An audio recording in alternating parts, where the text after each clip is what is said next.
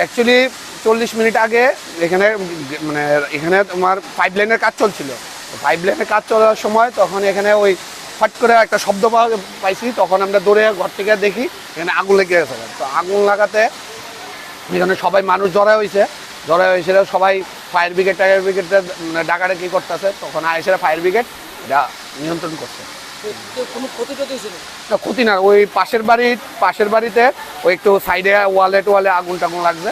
Fire brigade ভালো কাজ করছে, তাড়াতাড়ি করে আগুনটা নিবাইছে। আর একটা বাইক বুধ পুরা গেছে, বাইকের চাকা টাকা পুরা গেছে। এই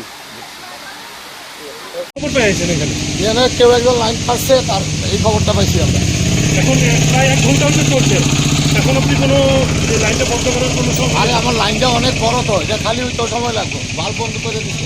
তাদের তো যে এলাকাবাসীর যে অভিযোগ যে টিএনজিএসিএল সময় মতো এখানে আসেনি। আমার 3টা গাড়ি অলরেডি এখানে কাজ করতেছে।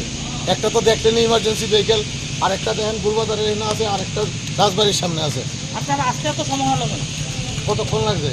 আধা ঘন্টার উপরে লেগে গেছে। যদি এই ফাঁকে কোনো দুর্ঘটনা হতো কি করতেন? আমার লোক তো এই গাড়িটা তো অবশ্যই সঙ্গে সঙ্গে, আর আরেকটা গাড়ি তো ভাবছি তো বন্ধ যারা করে যারা মাটি খনন করতে গিয়ে সেই পাইপটা ফাটে গেছে, ওদের বিরুদ্ধে কি ব্যবস্থা নেবেন আপনারা? ওই তো চিঠি দেওয়া ছাড়া আর উঠছে নেই। পায়ে আসি যে এনার মধ্যে একটা গ্যাসের লাইন গেছে, আগুন লাগে। তো আগে দেখলাম ঠিকই বিশাল আগুন।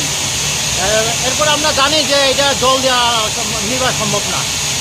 এরপরেও আমরা তো যথাযথভাবে সম্ভব চেষ্টা করে আগুন নিভিয়েছি। এখন গ্যাসটা অফ করতে হবে। সিএনজি এখনও আসছে না, আমি শুনলাম ওরা এখনে আসে ওর গ্যাসটা অফ করে দেবে। কতক্ষণ হবে যে আপনারা এখানে এসছেন? ধরেন 20 মিনিট। এখনো তো টিএনজিএসিএল আসে পৌঁছেনি? না কোনো দুর্ঘটনা না, কিছু হয় না। তার মানে একটা বাইক ছিল কাছে, বাইকটা আগুন লাগার চান্স ছিল। আমরা ওটাকে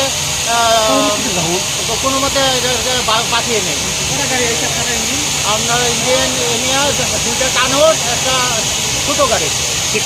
কিভাবে পাইপটা কীভাবে কাটলো? কীভাবে দেখলাম তো একটা খনন করা আছে পাশে।